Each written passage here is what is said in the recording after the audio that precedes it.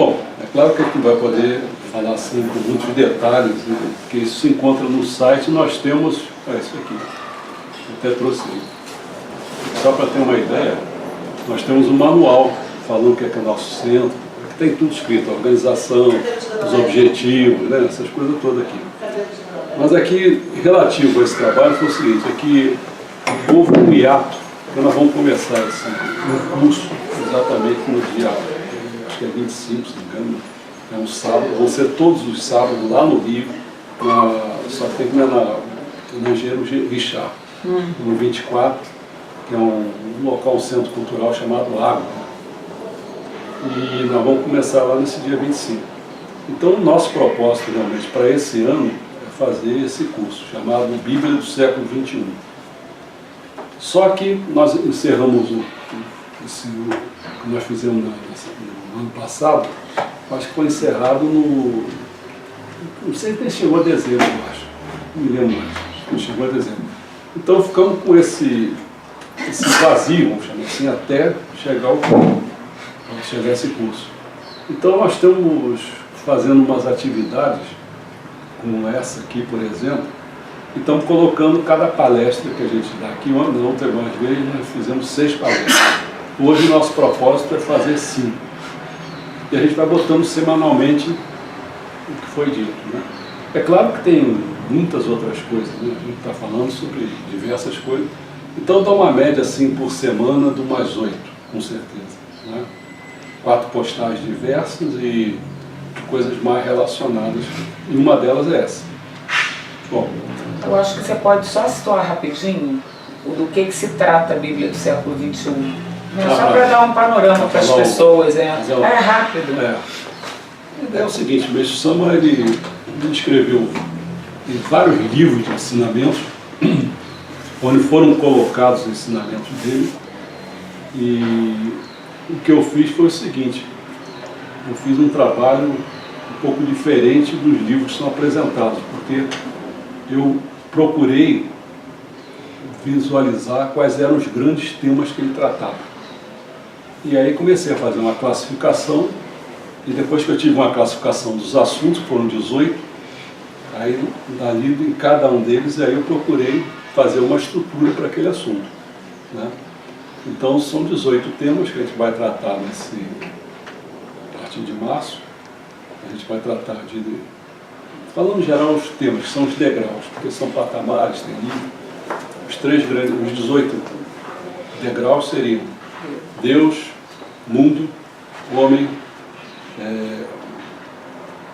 Messias, religião, cultura, jorei, agricultura, belo, saúde, prosperidade, paz, felicidade, cidade e paraíso.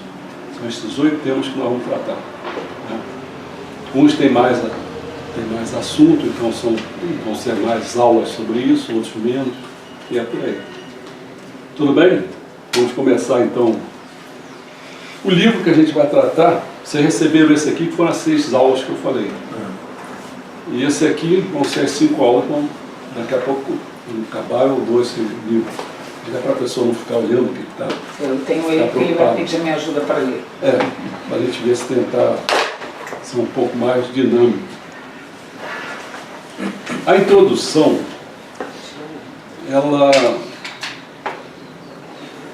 eu fiz isso, ela tem um propósito assim ela poderá ser um pouco cansativo no sentido de que vai ficar lendo vários trechos de ensinamento messiânico.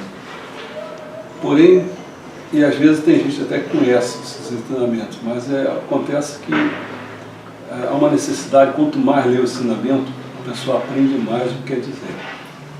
Para ter uma ideia, nós estamos ali na cozinha, daqui a pouco o Juliano chegou e começou a falar exatamente a coisa que ia ser falada aqui.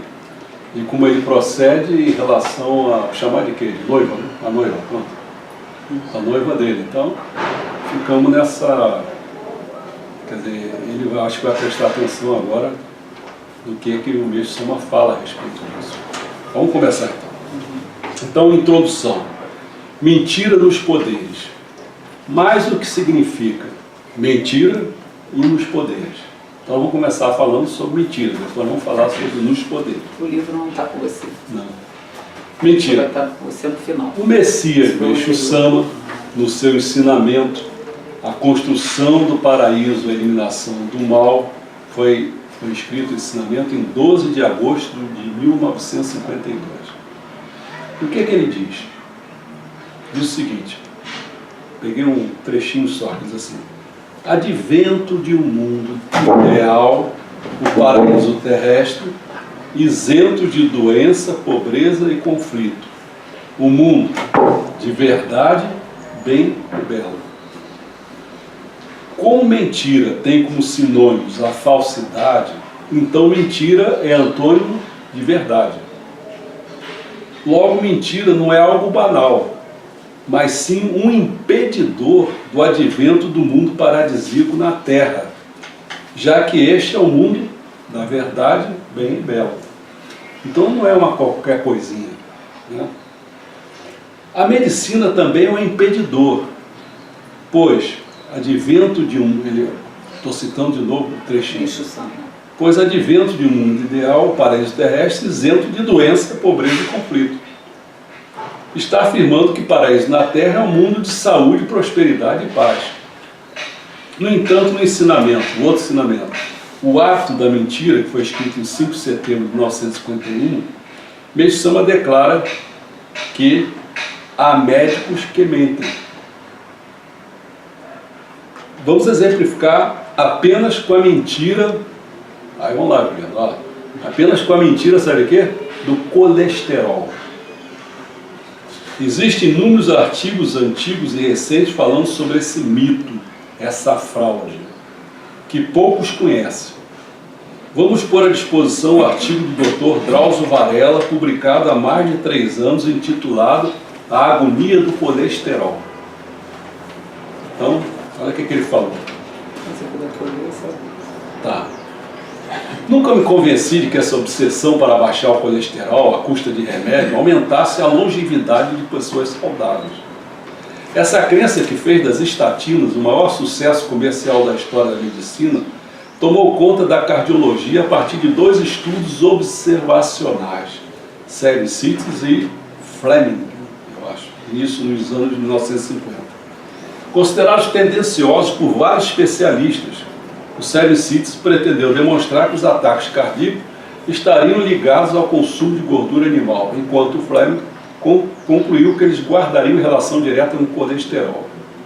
A partir dos anos 1980, o aparecimento das estatinas, que são drogas que reduzem o nível de colesterol, abafou as vozes discordantes e a classe médica foi tomada por um furor anticolesterol que contagiou a população.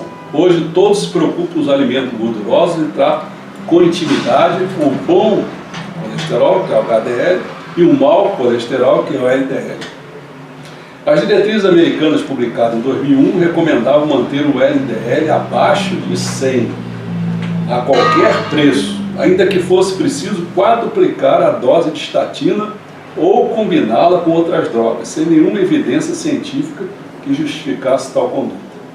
Apenas nos Estados Unidos, esse alvo absolutamente arbitrário fez o número de usuários de estatina saltar de 13 milhões para 36 milhões.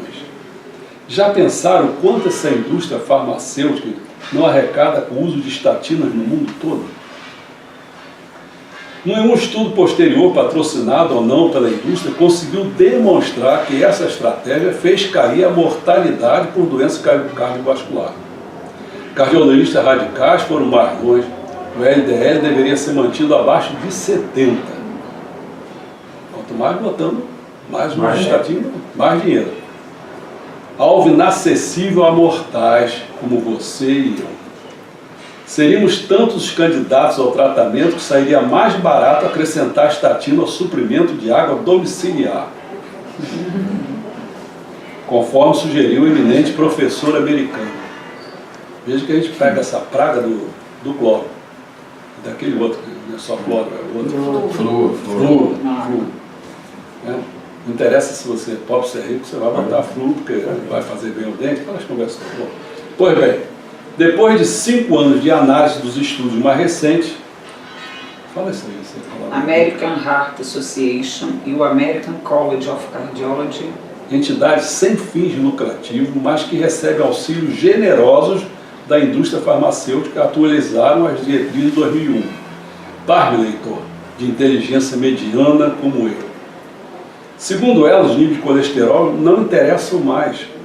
Portanto, se seu LDL é alto, não fique aflito para reduzir. O risco de sofrer ataque cardíaco ou derrame cerebral não será modificado. Em português mais claro, esqueça tudo que foi dito nos últimos 30 anos. Portanto, se pode voltar a comer carne de porco, manteiga, ovos, etc. Tem um desses colunistas da Globo, que quando saiu essa reportagem, eu lembro que eles, não sei se foi o Joaquim Ventura ou o Veríssimo, que colocou assim: devolvam todo o meu ovo. Porque ele não comia ovo, né? Aí adorava ovo, devolvam todo o meu ovo.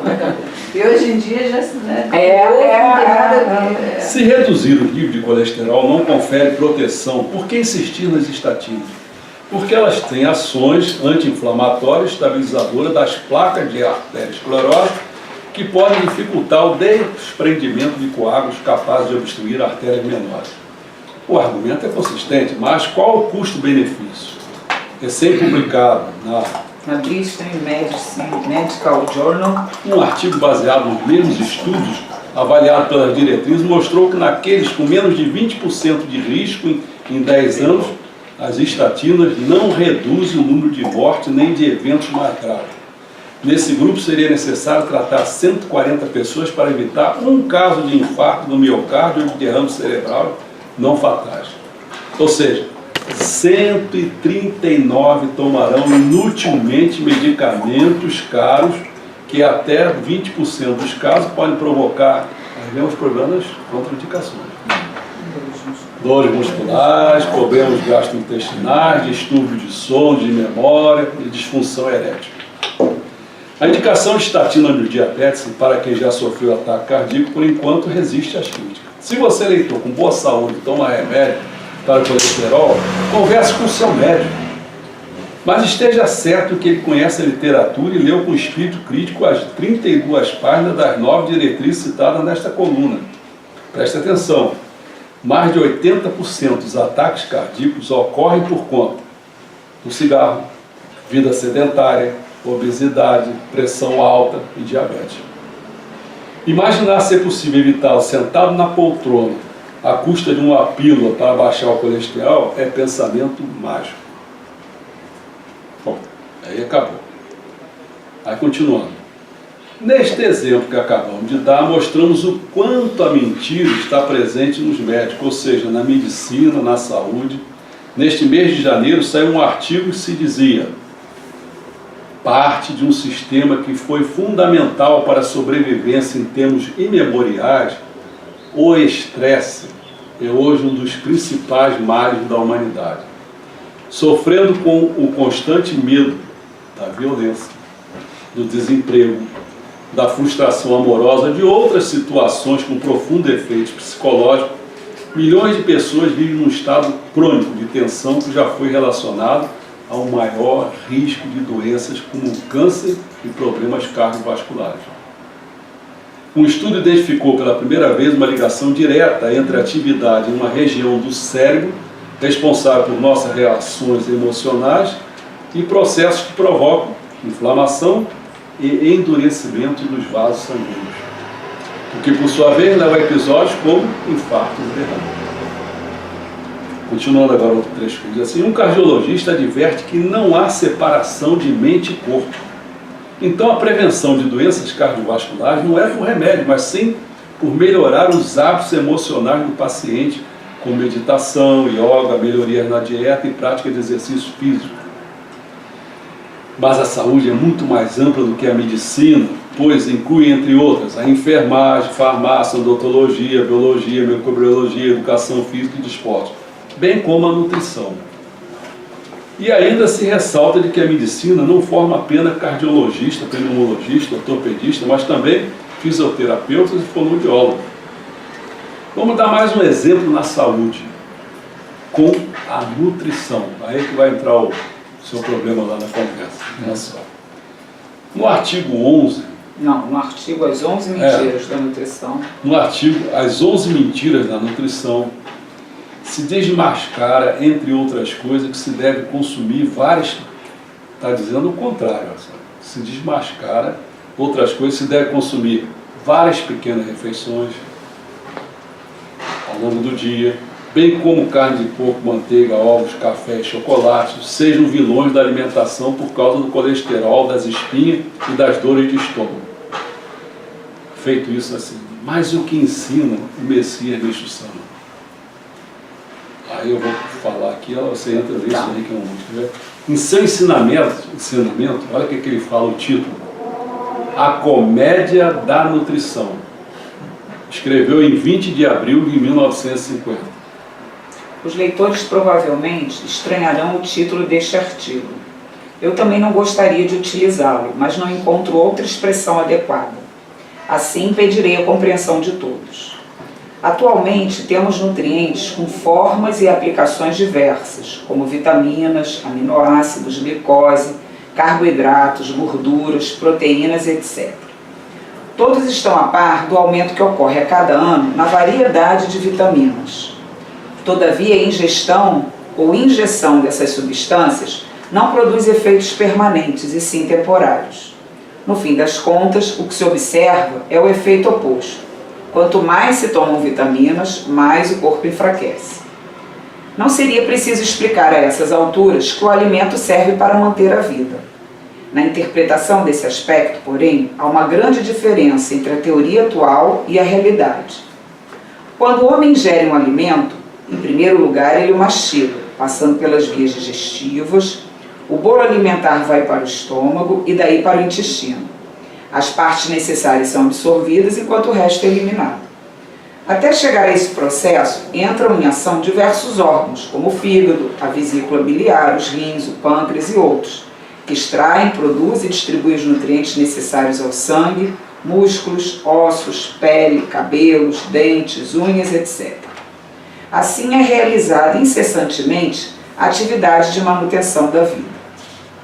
Trata-se de uma misteriosa obra da criação, impossível de ser expressa por meio de palavras. E esse é o estado normal da natureza. Conforme dissemos, os nutrientes indispensáveis à manutenção da vida estão presentes em todos os alimentos. Se há uma grande variedade de alimentos, é porque todos eles são necessários. A quantidade e a preferência variam conforme a pessoa e a hora. A variedade do que se quer comer também depende da necessidade do organismo. Por exemplo, a pessoa come quando tem fome, bebe água quando está com sede. Se desejar comer algo doce, é porque tem falta de açúcar em seu organismo. Se lhe apetece algo salgado, é porque tem falta de sal, e assim por diante. Por conseguinte, as necessidades naturais do homem evidenciam o princípio exposto. A melhor prova é que quando a pessoa está desejando algo, esse algo lhe é saboroso. Por isso podemos compreender o quanto está errado ingerir contra a vontade coisas que não são saborosas, como os remédios, por exemplo. A frase "todo bom medicamento é amargo" também encerra um grande erro. O sabor amargo já é a indicação do Criador de que aquilo é veneno e não deve ser ingerido.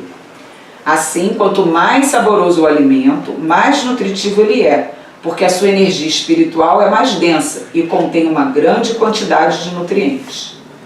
Pela mesma razão, quanto mais frescos forem os peixes e as verduras, mais saborosos eles são.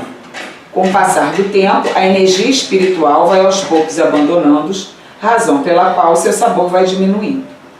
Vou dar uma explicação sobre os compostos vitamínicos.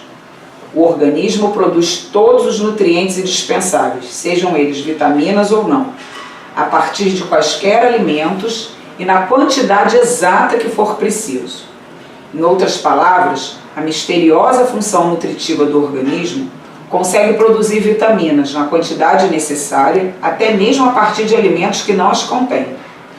Assim, a atividade de produção de nutrientes constitui a própria força vital do homem, ou seja, a transformação do alimento inacabado em alimento acabado não é senão o próprio viver.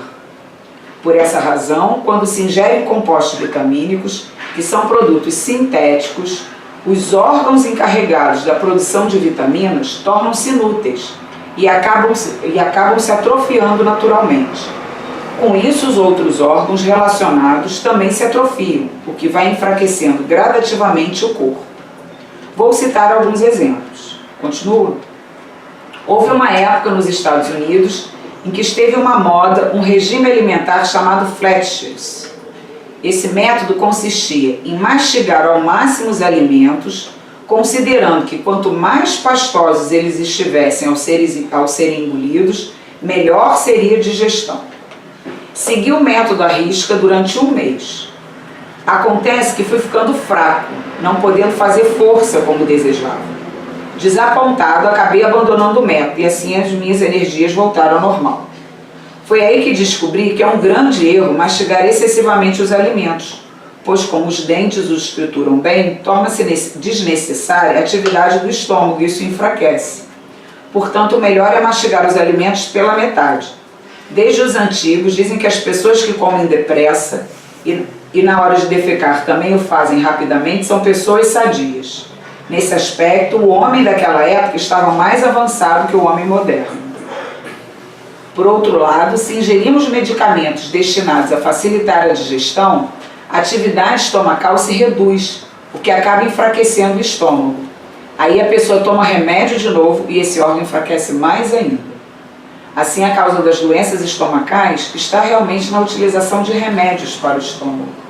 É comum ouvirmos pessoas que sofriam de problemas estomacais e intestinais crônicos dizerem que, não conseguindo curar-se com uma alimentação baseada em alimentos de fácil digestão, optaram por alimentos de digestão mais difícil, como o ochazuke e o pickle japonês, e com isso conseguiram ficar curadas. Comparemos essa força vital baseada na transformação dos alimentos inacabados em alimentos acabados, como a atividade de uma fábrica de máquinas. Em primeiro lugar, adquirimos o material necessário.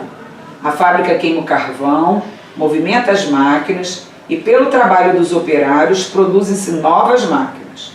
Essa é a razão da existência da fábrica. Suponhamos agora que compremos máquinas prontas. Não haverá mais necessidade da queima do combustível, do movimento das máquinas nem do trabalho dos operários. E por isso não há outra alternativa senão fechar a fábrica. Isso nós vemos uma comédia de nutrição. Agora ele vai falar nutrição mesmo, que ele fala. Nas páginas anteriores, discorria acerca dos terríveis efeitos do medicamento sobre o organismo. E penso que isso já tenha ficado bem claro. Entretanto, também não podemos perder de vista os grandes equívocos cometidos no que se diz respeito à alimentação humana. Nos capítulos sobre tuberculose, fiz referência à inconveniência da ingestão de proteínas de origem animal, mas os conceitos errôneos em que a dietética moderna incorre não se limitam unicamente a esse aspecto. Seu maior equívoco consiste no fato de estar voltada tão somente à necessidade de consumo dos alimentos bem diversos, relegando a plano inferior a importância das próprias funções orgânicas envolvidas no processo de nutrição, como veremos a seguir. Tomemos como exemplo as vitaminas, subdividem-se em grupos A, B, C, D, mas existe a tendência de se procurar suprir a carência desses elementos no organismo, o que é um verdadeiro absurdo, já que isso significa ignorar-se totalmente a faculdade natural das funções orgânicas, que é justamente a de produzir não só vitaminas suficientes, mas também carboidratos, proteínas, aminoácidos, glicogênio, gorduras, dentre outras substâncias capazes de suprir plenamente nossas necessidades. Ainda que um determinado alimento não contenha vitaminas, por um processo mágico natural, tal alimento acabará sendo elaborado por órgãos do próprio organismo que produzirão a quantidade exata das vitaminas de que necessitamos. Aspecto que esclarece por que dietas balanceadas, voltadas a uma superalimentação, acabam produzindo um efeito contrário ao desejado, pois quanto mais abundante for um processo de nutrição, mais o corpo ficará debilitado.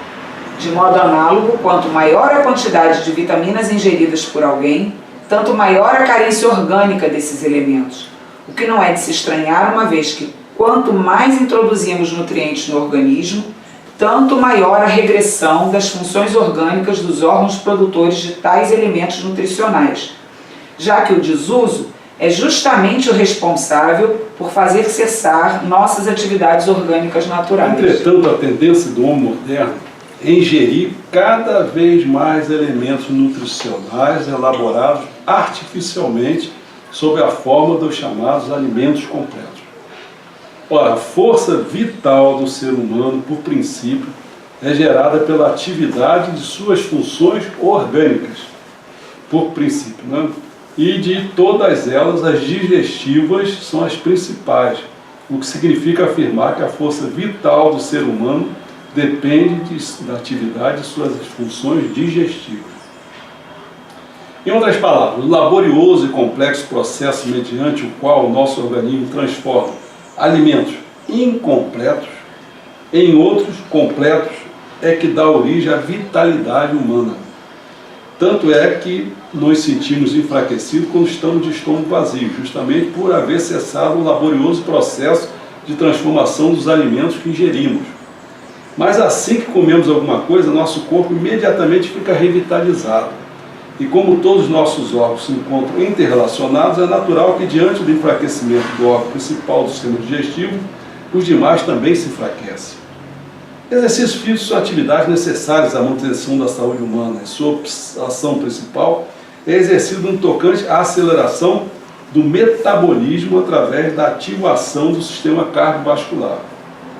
Em outros processos orgânicos, a prática de exercícios também se mostra benéfica, mas trata-se aqui de ações secundárias ou suplementares. Portanto, a condição fundamental para a melhora da saúde é o fortalecimento da atividade dos órgãos envolvidos no processo digestivo.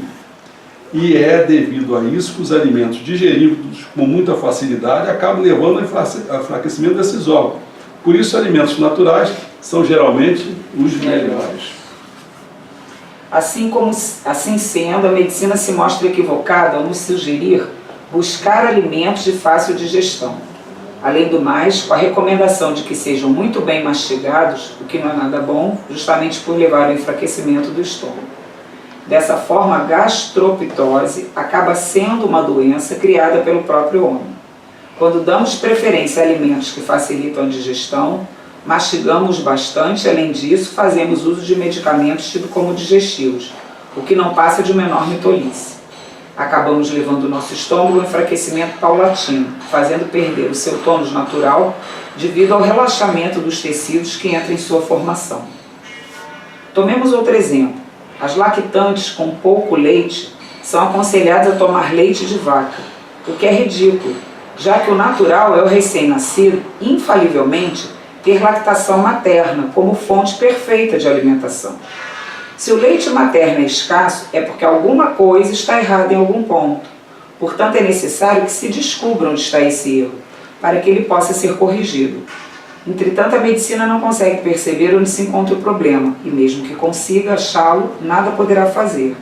É justamente por isso que os médicos japoneses recomendam às mães que tomem leite de vaca. Mas será mesmo que eles pensam que o leite de vaca vai passar diretamente da boca da lactante para os bicos dos seus seios?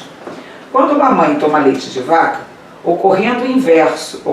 acaba ocorrendo o inverso, ou seja, produz menos leite ainda, porque a ingestão de leite animal acaba atrofiando as funções naturais do órgão, responsável pela produção do leite materno. Há doente que espantosamente ingere sangue animal como alimento, o que algumas vezes até chega a produzir um certo efeito, mas só que momentâneo. Na verdade, tal prática enfraquece os órgãos responsáveis pela produção do sangue no organismo. E a consequência disso é o oposto que se poderia esperar, isto é, a pessoa se torna anêmica. Pense bem, o ser humano, ao se alimentar de pão e arroz branco, vegetais verdes, cereais amarelados, produz sangue que é vermelho. O que nos faz ver o quão fantástico é o corpo humano como máquina produtora, pois é capaz de fabricar sangue a partir de elementos que não contêm um pingo dessa substância. Mas o que ocorre quando alguém gera sangue animal? É evidente que seu organismo não produzirá sangue. Até as vacas que se alimentam de capim produzem um leite excelente. Então, por que o ser humano também não poderia fazê-lo? Dessa forma, podemos ver que a origem dos erros cometidos pela ciência da nutrição reside no fato de se basear única e exclusivamente em conceitos teóricos que não levam em consideração aspectos da própria natureza. Os alimentos que contêm todos os elementos essenciais para a perfeita nutrição do ser humano são os vegetais. Os monges zen budistas normalmente atingem uma idade mais avançada do que as pessoas em geral, justamente por se alimentarem com simplicidade. Também o escritor em inglês, Bernard Shaw, que faleceu aos 94 anos, foi um vegetariano notório. Um dia, quando eu fazia uma viagem de trem pelo norte do Japão, sentou-se ao meu lado um camponês de uns 50 anos mais ou menos, corado e de aparência bem saudável. Percebi que, de vez em quando, ele tirava do bolso do paletó umas folhas verdes de pinheiro e as comia com bastante prazer. Expressei-lhe minha estranheza em relação a esse fato, e ele me respondeu com muito orgulho que há mais de 10 anos sua alimentação consistia unicamente de folhas verdes de pinheiro. E ainda chegou a acrescentar que antes foi um homem muito fraco, o que o levou a começar a comer tais folhas, já que ouvira dizer que elas eram ótimas para a saúde. Disse-me que no começo elas não lhe apeteciam muito, mas com o passar do tempo acabou se habituando ao seu característico sabor e foi isso que o fez adquirir uma saúde excelente. Foi daí que ele desabotoou o paletó para mostrar-me o quanto era forte a musculatura de seu braço. Já faz algum tempo também que um jornal publicou a história de um rapaz que se alimentava exclusivamente de folhas de chá usadas, e trata-se de uma história real relatada pelo próprio jovem. Vejamos mais um exemplo, dessa vez ocorrido há muito tempo. Hakuseki Arai, eminente confucionista que viveu em fins do shogunato Tokugawa, em sua juventude, residiu durante algum tempo em um quartinho localizado sob uma fábrica de tofu. Durante 2 anos, alimentou-se unicamente de bagaços de soja. Até já mencionei que eu mesmo, procurando sarar de uma tuberculose, alimentei-me durante 3 meses somente de vegetais, tendo ficado completamente curado com essa dieta que adotei, na qual não se incluíam peixes secos, tampouco qualquer medicamento. E acho que quando uma pessoa chega a atingir 90 anos, deveria ter-se a uma dieta exclusivamente vegetariana, procurando sempre alimentar-se frugalmente, o que acabaria por levá-la a rejuvenescer. É preferível adotar uma alimentação natural a outra que se baseie em alimentos industrializados ou refinados, porque com isso os órgãos digestivos são obrigados a trabalhar de forma mais enérgica na produção de elementos necessários à nossa nutrição. Inclusive é justamente essa ativação dos órgãos digestivos que provoca o rejuvenescimento de uma pessoa, fazendo adquirir mais saúde e, consequentemente, atingir maior longevidade. A saúde, você que está longo disse isso que é muito longo. É porque tem umas coisas aqui que eu quero. É, tem muita coisa aqui. Eu acho que a gente pode deixar, o pessoal vai ganhar um vivo e depois escolher. Então, bom, só falou assim, ele acaba lá, tem umas páginas aqui, ele fala assim, em síntese, o que posso dizer é que o ser humano deve procurar se alimentar naturalmente, sempre manifestar desejo de comer, não havendo necessidade de se preocupar em demasia com a própria alimentação. Para habitantes da cidade é preferível a adoção de dieta de origem animal e vegetal paralelamente. Para lavradores e doentes, porém, o ideal é que adote uma alimentação baseada na ingestão de 70% a 80% de vegetais com somente 30% de produtos de origem animal. Com a adoção desse tipo de dieta, aliada à não ingestão de qualquer medicamento, nenhuma doença surgirá, levando-nos a concluir que as teorias atuais sobre higiene e saúde humana não condizem com a realidade. Então, além de representar uma grande perda de tempo, ainda levam a maus resultados. Pobre homem civilizado. É assim que ele termina, mas tem mais coisas. Deixa eu só falar, assim, pode, 2 coisinhas. Primeiro, assim, essa questão das vitaminas, a experiência que a gente teve recentemente, assim, visitando a filha do Charles nos Estados Unidos, eu não tinha contato com esse tipo de coisa. Eu fiquei horrorizada. Porque, assim, os jovens, gente, assim, da geração até anterior à Natasha, a Natasha já está já com seus 40 e poucos anos, amigos, assim, que trabalham com ela nas firmas, eles ligam, encomendam pela internet, entregam na casa da Natasha, quem vai lá, às vezes, amigo do amigo do amigo, é portador de... Mas assim são, né, Charles? Caixa, potes e potes de vitaminas, assim, dessa altura. E aí você pensa assim, não, é uma coisa generalizada, né? Não, às vezes é assim, eu vou tomar o iodo, eu vou tomar o não sei o que, eu vou tomar o não sei o que lá. e aquilo vira uma montanha de medicação. Sintética. E a gente sabe que, assim, quanto mais natural, eu já vi estudo do pessoal dizendo que essas pessoas ficam mais doentes agora que já tem um tempo de observação. Isso a gente diz principalmente câncer está aumentando. A gente confirma com a leitura do ensinamento, né? A outra coisa é assim, aquela questão da mastigação está relacionada à macrobiótica, daquele flash. Macrobiótica. É que mastiga muito, né? Eu tenho lido os artigos também ultimamente, o pessoal condenando os óleos de semente, você já viu?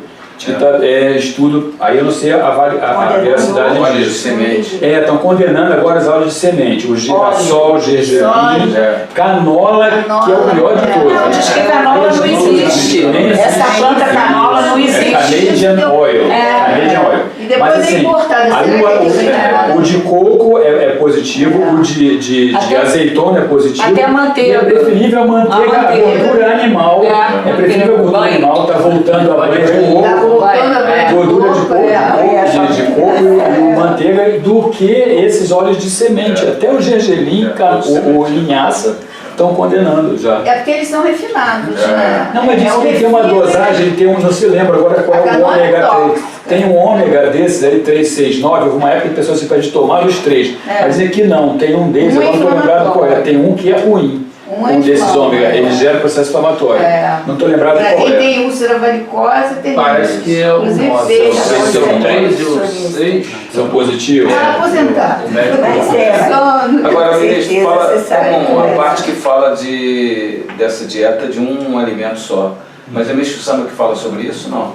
Porque eu também acho que não é muito compatível você comer folha, ou comer, como ele falou, come pinheiro durante a vida inteira dele. Isso aí não.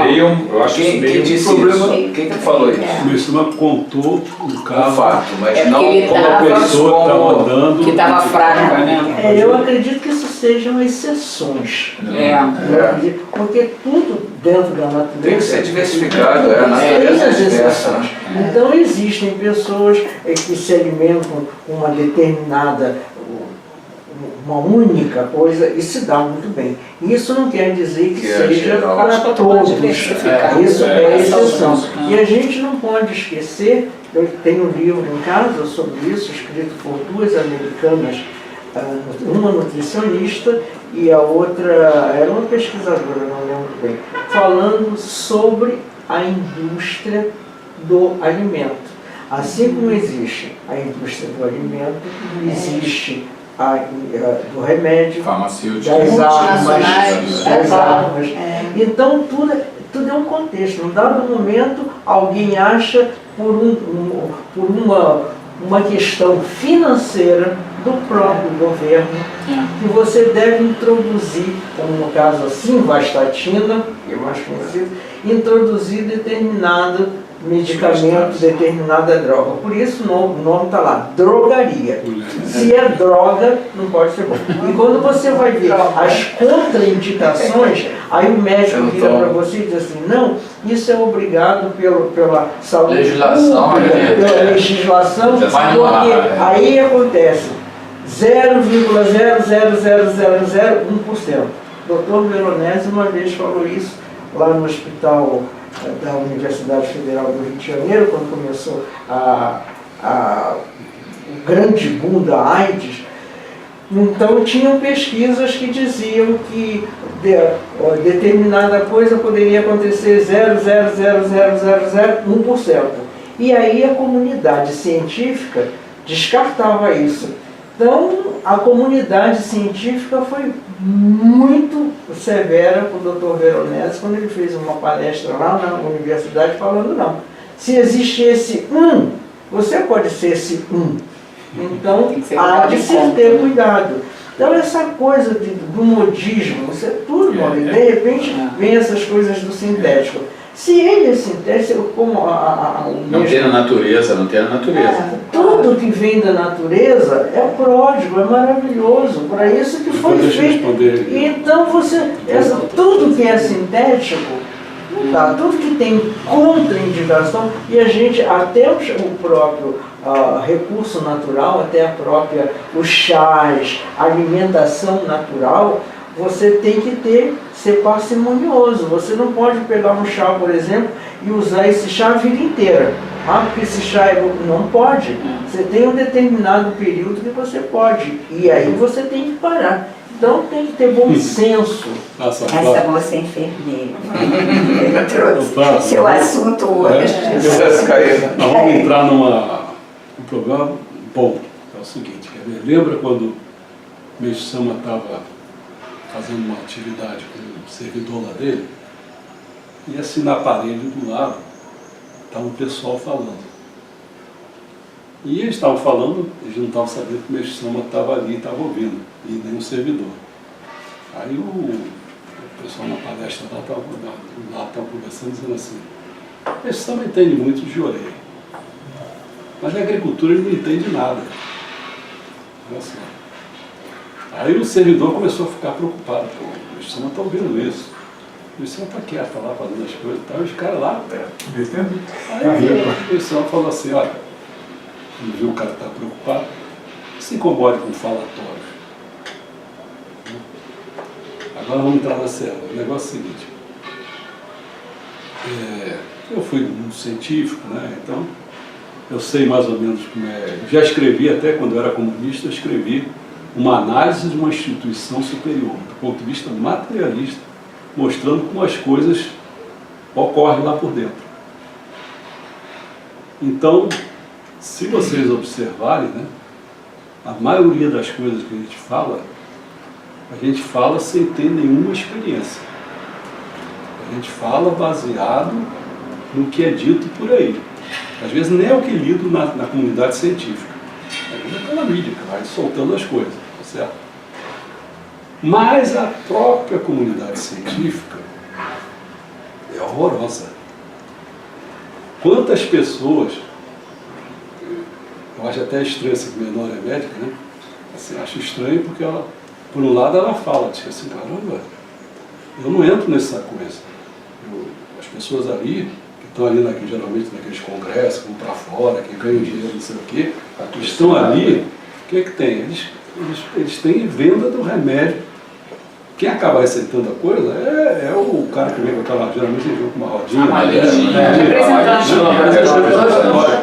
Então as pessoas são pagas, no final das contas, financiadas pelo laboratório. E tem que tomar cuidado com o seguinte, geralmente, a gente vai falar outras coisas aqui, mas você vai falar sobre isso. Eu já estou marcando de uma posição de que acreditar no que está sendo falado atualmente, você vai notar o seguinte, se você quiser falar ao contrário, você sendo cientista, falar do que está sendo falado atualmente, você entra pelo campo. Porque aí a gente vai começar a descobrir o que está em jogo de ser falado aquilo. Aquilo não está fortuito, não é uma coisa não, aquilo está falado com um objetivo. Então, a primeira coisa que eu gostaria de chamar a atenção é que a gente tem que se tornar muito, muito consciente, porque senão a gente só vai dizer bobagem. A gente só vai repetir coisa. Agora eu vou fazer uma segunda distinção entre as coisas. Por que Meixo Sama? Aí vai criar uma questão, a princípio de fé. Tá certo? Mas, se você observar os resultados, você vai vendo que ele tinha razão. Então, quando ele, em plena guerra, se colocou na agricultura natural, condenando o nitrogênio, a fixação do nitrogênio no solo, ele está comprando uma encrenca do tamanho de um bonde. Tem que produzir. Quando ele falou que tuberculose, esse negócio tudo ia voltar, com as pessoas acreditando nas vacinas, e agora o que está acontecendo? Entendeu? Bom, eu podia citar vários fatos, então agora vamos entrar no detalhe. Né? Eu sei que tem uma corrente aí que está falando uma coisa, como já aconteceu com o japonês que entrou, esqueci o Higg, acho que é Higg. O Higg entrou falando da questão de você não ver tanta força do solo, você começar a colocar micro-organismos eficazes no solo. Isso eu nunca falou isso. Outra coisa que o pessoal fala, não, tem que trabalhar com várias culturas que uma só, eles não falam exatamente o oposto. Quanto mais você colocar apenas um tipo de cultura, mais ela fica forte e dá conta do recado. Então, agora tudo a gente tem que prestar atenção. Aqui mesmo ele falou, olha, se você é urbano, é um tipo de comida. Porque, claro, urbano, aqui no Rio de Janeiro, você precisa de agressividade. Se você não comer carne, nem vai te passar o cerol. Tá certo? Então ele fala, você às vezes tem que comer comida de acordo com o contexto que você vive. Mas, se for nas condições ideais, aí a pessoa, se comer apenas um alimento, porque onde está o segredo? Não está no alimento, está na função orgânica. Entendeu? Quanto menos incompleto for uma coisa, quem mais vai ter que trabalhar? O organismo vai completar. Esse que é o segredo da coisa. Mas isso não quer dizer que a gente vai fazer isso aqui. Mas na situação ideal é essa. Então, quando ele citou esse caso, ele está citando a situação ideal. Olha só, isso é apenas uma coisa, uma gotinha da conversa sobre agricultura. Eu falei ainda há pouco, eles são 18 temas que vão ser o quê? Que isso propõe a mudança de paradigma de todos esses 18 temas. Então, para você construir uma civilização ideal, uma nova cultura, você precisa modificar isso tudo, fazer uma revolução na cultura. Então, o que a gente tem menos é isso, porque a cultura toda, no mundo geral, e particularmente no Brasil, quem domina a cultura no Brasil, agora está se afastando um pouco, era Antônio Gramsci, que quando Marx começou a haver um fracasso na questão da economia, a dominação ia ser feita pela cultura. Então Antônio Gramsci, que era um filósofo italiano comunista, ele deu esse recado e aqui no Brasil com o PT foi feito exatamente isso. Entendeu? Então olha só, nós temos que fazer uma revolução, nós temos que brigar, lutar contra vários tipos de culturas que existem no mundo, que está sob domínio de capitalistas. Eles estão interessados na indústria farmacêutica, indústria de armas, indústria... Então é uma briga feia. Quem brigar, e se tiver a voz, porque às vezes briga, mas não tem força. Mas aquele que brigar, tiver um pouco de força, vai amanhecer com a boca cheia de formiga. Entendeu? Essa que é a realidade. São lobbies muito fortes. Lobbies fortíssimos. Nós vamos tratar de alguns temas aqui sobre isso. Mas para encerrar essa introdução, eu falo assim, ó, nos poderes. Isso foi tudo só na questão da mentira, né, nos poderes. O Messias aponta no seu ensinamento o hábito da mentira, que entre as mentiras graves se tem aquelas que ocorrem na política, na economia e na ideologia. Deixarei de lado as mentiras falando, eu deixarei de lado as mentiras inconsequentes que não merecem análise especial, para cuidar das maiores e mais graves, por serem conscientes e premeditadas. Entre elas começaremos por analisar as mentiras proferidas pelos políticos, ou seja, então, a questão da política. Há na ideologia, por exemplo, os bolsos que fazem uso frequente das mentiras de ocasião. As conhecidas táticas empregadas na economia pelos comerciantes são mentiras aceitas pelo público. Com estas variedades, embora resumidas, podemos afirmar que o mundo é um complexo de mentiras. Agora acabou ele, vamos falar aqui. Tendo em vista que no curso Bíblia do século XXI, queremos ministrar a partir de 23 de março, enunciaremos que os seus 6 patamares, porque daqueles 18 degraus, são 6 patamares, cada patamar com 3. Né?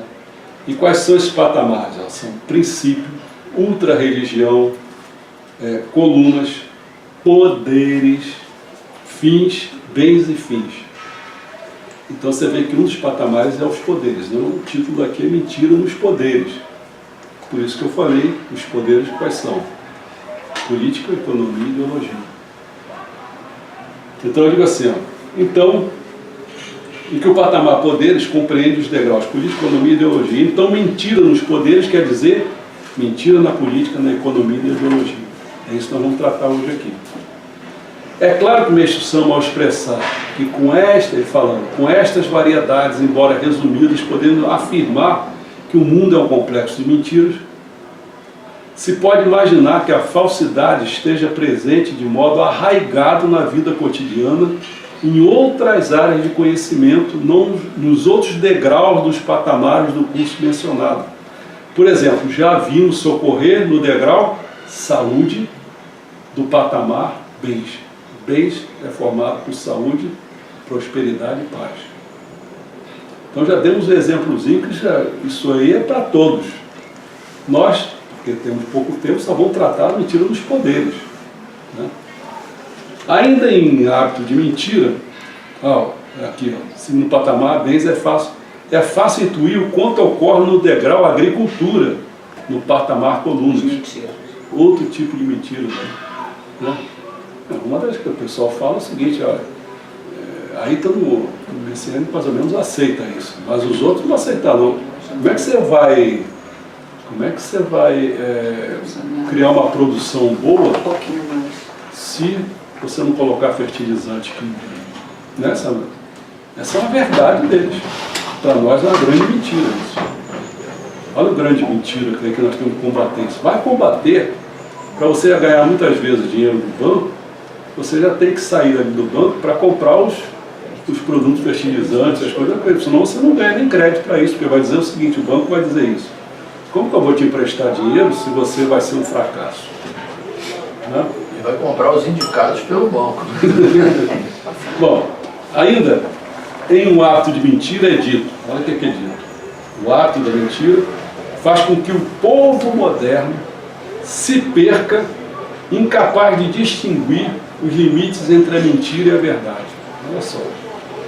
Aí eu botei assim, isso é tão atual a ponto da palavra pós-verdade, não sei se já ouviram falar disso. Pós-verdade ser eleita a palavra do ano em 2016, no ano passado. Hoje que se fala mais da palavra é pós-verdade. Pelo dicionário Oxford. Isso porque atualmente os fatos importam menos do que aquilo em que as pessoas escolhem acreditar. Ou seja, são tempos em que a verdade foi substituída pela opinião. Pô, tem aquele negócio do Mante, como é que é aquele negócio? Era economia economia. Eu me esqueci a palavra. Que ele usava assim, como se fosse um balancete, um negócio que era... Esqueci o nome, foi pena. Mas é assim, um negócio que era... Como? Não tem verdade. Contabilidade criativa. Contabilidade criativa, isso. Parece que o Trump também está usando alguma coisa por aí. Está na moda, viu, Charles? Claro, pós-verdade. Não precisa... O negócio que vale é o seguinte, o que vale, aí está voltando tudo, estão voltando nazismo, estão voltando tudo para trás, né? Você fala aquilo até que todo mundo acredita que aquilo é verdade. Mentira vai virar verdade, né? Então, na pós-verdade, ninguém está preocupado. Como é que você vai ganhar uma eleição? Pô, ganhar uma eleição, o que é? Você tem que saber que o camarada quer ouvir, você vai lá e fala, né? Então, aí eu concluo assim, mentira nos poderes compreende 3 assuntos. Na política, aí vou dizer o assunto. Porque tem várias coisas que a gente podia falar sobre a política. Não vamos tratar só dessa. Democracia só com eleição. Vamos ver se é mentira ou se é verdade isso. Outra coisa, na economia, moeda só com dívida. Que é claro, a gente pode pensar assim, moeda só com lastro. Mas está aqui, moeda só com dívida. Na questão da ideologia, aquecimento global só com redução da poluição ambiental e emissão de gases na atmosfera. Será isso verdade? Eu estou começando a botar assim coisas para as pessoas pensarem. Agora você vê só, isso não é uma voz pequena. Mas para enfrentar toda uma armação, inclusive quando querem dar algum significado maior, de fazer anúncio na televisão, bota aquele cara de branco, todo serinho, não sei o quê, como se fosse um grande cientista, falando o quê? Quem é que está pagando ele? Então nós estamos mergulhados em crenças que favorecem a classe dominante, exploradora, hegemônica, para citar. Olha a nossa luta qual é. Imagina agora a nossa igreja fazendo parte desse grupo de alienados, não enfrentando essa situação. Que era a hora que quem tem que ser, o mais verdadeiro que tem que ser o pessoal da religião. Eles têm que levar essa incumbência a sério, né? Mas todos eles, por uma questão qualquer, de qualquer ganho, quer ver? Não precisa pagar imposto não, tá baixo, cala a boca. Cara, que é isso? Qualquer religião é fundador, tem que ter um fundador, você segue o mestre. Pô. E o que eu vejo é que religiões não seguem o mestre. Estão seguindo o seu próprio ganhozinho de poder, de status, de não sei o quê. Isso nós estamos mergulhados. É isso que a gente tem que enfrentar. Olha só a desgraceira que é quando o Meixoa fala que apenas 1% é que vai fazer essa mudança. Agora 1% de 7 bilhões de pessoas, você já imaginou, né? E mergulha aqui no Rio de Janeiro, mergulha aqui nessa parte, você vê quantos vão ser. Então por isso quando alguém fala qualquer coisa, quando eles estão brincando hoje, o cara não pode vir por causa do rato, eu fico rindo, cara. Entendeu? Porque se a pessoa quiser servir mesmo a causa, a obra divina, o cara tem que se preparar muito. Mas preparar muito não é só com competência, com comprometimento. O cara tem que ficar no altar pedindo benção. Peço permissão, proteção para poder dedicar na obra divina. Porque se não pedir isso, não vai fazer nada. Ele pensa que o mundo espiritual está de brincadeira. O mundo espiritual é uma luta desgraçada. Então o cara já está jantado e não sabe pelo concorrente. Pela força negativa.